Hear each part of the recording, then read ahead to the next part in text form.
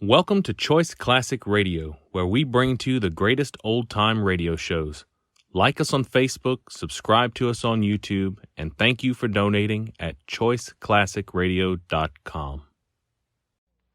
From Hollywood, it's time now for John Lund as Johnny Dollar. This is Grover, American Consulate. Oh, hi. I'm back in my office. Do you know why? Why? Because Superintendent Clyde of the Hong Kong police telephoned me. He's very upset over your attitude, asked me to speak with you. I told him I did speak to you earlier tonight, warned you to be cautious. I've been cautious, Mr. Grover. I just scalped a two-bit thug that William Meadow had on me. The next one on my list is Meadow himself. What do you think of that? Oh, use your head. Look, Meadow's claim on his warehouse is no good. He hasn't liked me peeking around proving it's no good. Louisa Vedras was killed by him or one of his men because they thought it was me. And something's got to be done about it. Well, I agree, but will you come over and talk first? All right, Mr. Grover. But don't try to stop me.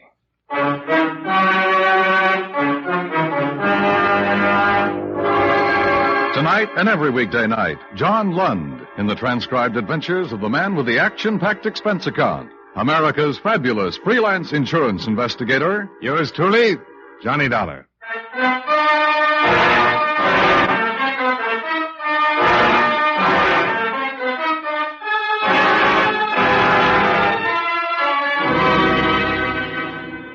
Fifth day in Hong Kong. Expense account submitted by Special Investigator Johnny Dollar to Home Office, Corinthian Liability and Risk, Hartford, Connecticut.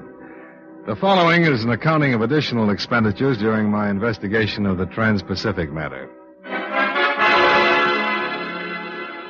Expense account item 14. $48 American. Rental on 35 Packard. I got tired of rickshaws.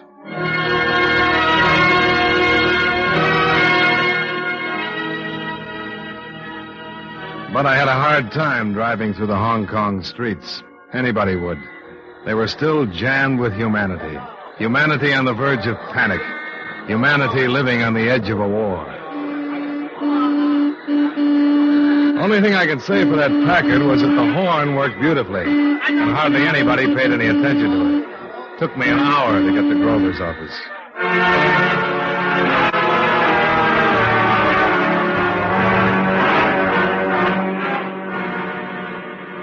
He gave me a drink and listened to my story. Are you sure this man who's been following you is in the employ of William Meadow? Positive. He told me. Yeah, but under duress. He had a knife and a gun on him. Sure, I'd arrest him. I'd arrest anybody with that kind of equipment, Mr. Grover. Wouldn't you? Now, calm down. You got a point, boy. Here, have another. Thanks. Now, what about Meadow? You say you're going after him. What do you mean? Just that. I'm going to get him. Yeah, you said that. But let me ask you something else. Is it for your insurance company or because of Louisa's death? This is for my own information, Dollar. Louisa and I got to know each other pretty well during the first 3 days I was here.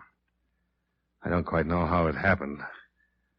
This has been a bad job for the nerves, with my mind on what happened to the man in Shanghai and all. Mm-hmm.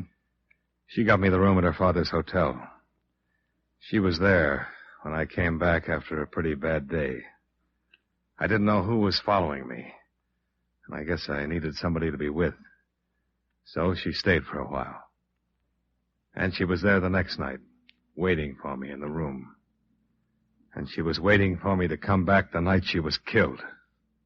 That answers me. Don't you see? They killed her thinking it was me. You're sure of that? Of course. As sure as if I'd had a camera on the whole thing. But I can't move these police here. I can't get them to do anything. You don't understand these people here. They have to be cautious. Well, I don't. Not anymore. Look, I can't come into her life for 2 days and be responsible for her death and then not do anything about it. So you're going after Meadow? That's right. Well, I promised I wouldn't try to stop you. Yeah, thanks. But be careful.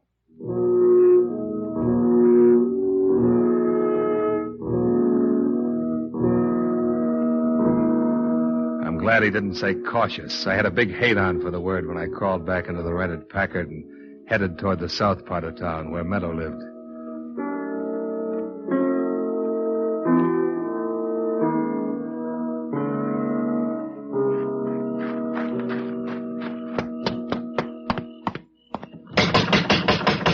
Meadow? Open up. Somebody open up or I'll shoot this lock off. Oh, who is it? It's Mr. Dollar. I've been here before. Open the door. Let me in. Hurry up. Oh, you wait. Oh, hello, Mr. Dollar. Mr. Meadow, he not here. You come back next week. Oh, no, please, you wait. Mr. Meadow, he not here, I tell you. Close the door. Oh, Mr. Meadow, he not here. Meadow! Meadow! He not here. You come back. Where is he? Oh, he say he come back next week. You come back then. He see you then. Now you go. Look, I've got to find him. If you know where he is, tell me. Oh, he come back next week. Now listen. I don't want to hurt you. Do you understand? Oh, do not hurt. But I will hurt plenty if I don't find out where he is. It's important. Now tell me. Where is he? Oh, he say not to tell anybody. Tell me. Oh, Mr. Meadow, he fire me if I tell. Tell me. Oh, all right. Oh, he go Kowloon. Kowloon, eh? Oh, yes, Kowloon. You find him there. Then you go with me. If he's not there, then I hurt. Now, once more. I have to find him. Where is he? All right, I tell you, Repulse Bay. What? Repulse Bay. Repulse Bay? On the other side of the island? Where the big hotel is? Oh, yes, he there. Can I call him there on the telephone? Yes, you call. Is he at the hotel? Oh, no, he have cottage, number 7, last one. Where's the telephone? Oh, please, you not tell how you learn it up, please. No. Oh, telephone. Call the number. Oh, I no talk. I'll talk. Go ahead.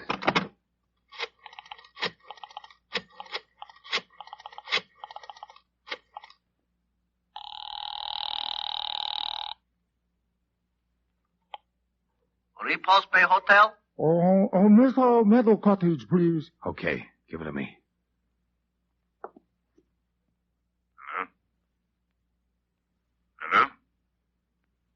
Hello?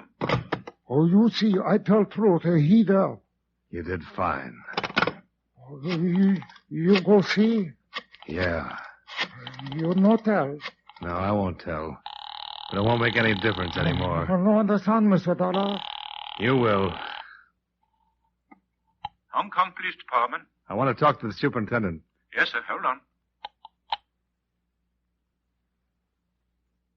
Superintendent Clyde here. Will you believe a confession from William Meadow? Oh? Who is this? Mr. Dollar? Yeah. What is this about a confession? Meadow's going to make one. Oh, now see here. He's at Repulse Bay, Cottage 7. I'm going there now. If you want that confession, have some men there. Outside in an hour.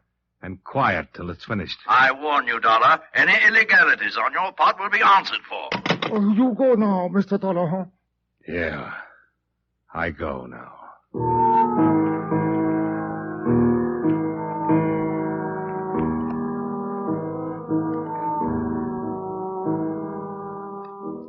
The Packer got me there in 40 minutes. And I was in front of Cottage 7 when the police cars slid in with lights and motors turned off.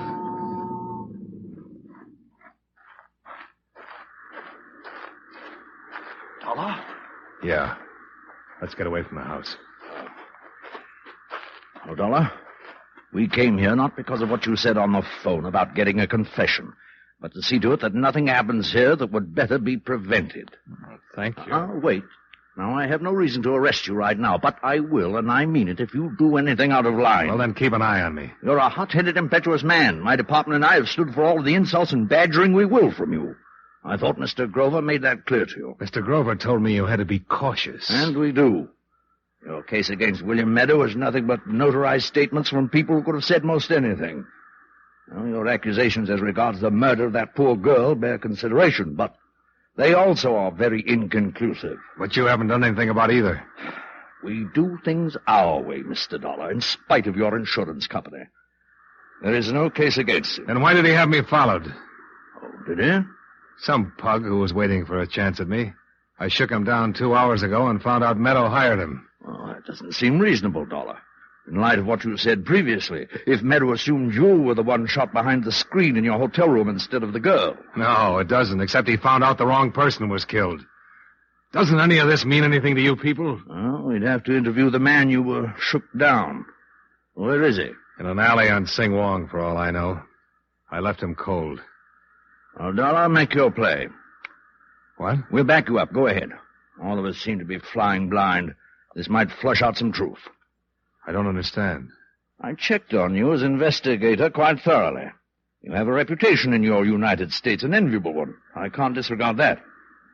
Very well. We'll wait here and do what you can.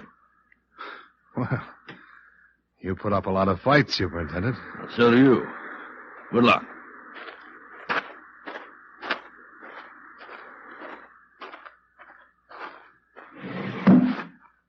Who is it? It's Dollar. Who? Dollar. You know I'm still alive. You know that girl was shot instead of me at the hotel room? I don't know anything. Meadow, I want you to go back to town with me and make a statement to the police. Are you crazy? Oh, no, I'm not crazy. I'm here to clear up two things, her murder and that fire. And you know I'm going to do it. Do I? I stopped that man you had following me. His statement will put you in plenty of hot water. Go away. I said I wanted you to come with me. I heard you. Will you come down or shall I come in? Come on in. We'll talk about it. It'll be a pleasure.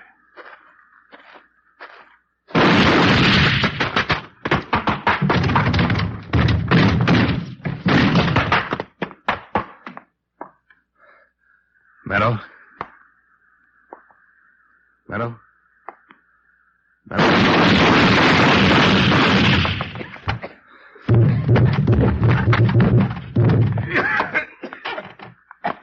Meadow. You should have known you wouldn't take me down. I hated you when you...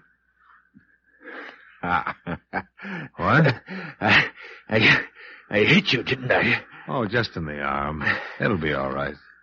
Should have been your stomach. You're cashing in, Meadow. How about it? A statement. No. Tell it, Meadow, how you fired the warehouse. And about the girl. It can't hurt you now. I'll tell you nothing. Oh, you all right? Yeah. Meadow. Meadow. Should have got you it.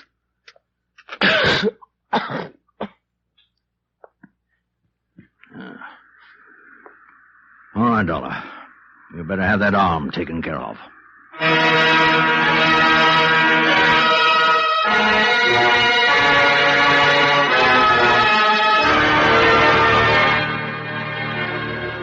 Expense account item 15. $43 even. Medical fees and hospital charges. I don't suppose it could be called hewing to the niceties of jurisprudence, since Meadow was dead and he refused before dying to speak or write his confession. But there were 2 police carloads of expert witnesses who took the fact that he had opened fire as an acceptable admission of guilt for the crimes accused. The same thing cleared me legally on the grounds of self-defense. I'd hoped it would clear my mind, but it hasn't. Louisa Vedras is still there. I guess she always will be.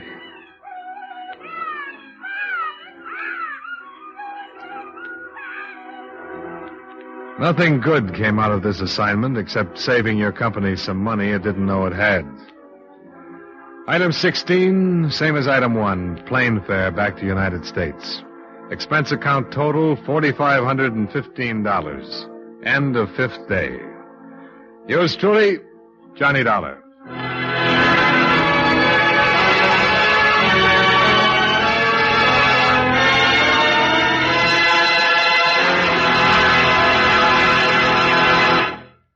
Yours truly, Johnny Dollar, stars John Lund in the title role and was written by E. Jack Newman with music by Eddie Dunstetter. John Lund can currently be seen in the Universal International picture Just Across the Street. Featured in our cast were Joe Kearns, Lillian Baeff, Robert Griffin, and Bill Johnstone. Yours truly, Johnny Dollar, is transcribed in Hollywood by Jaime Del Valle.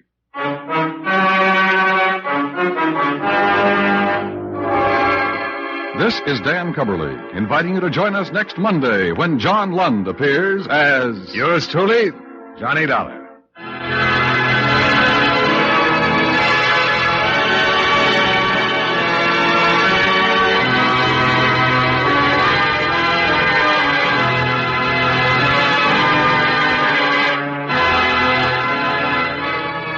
An remember, you meet adventure when you meet Johnny Dollar on the CBS Radio Network.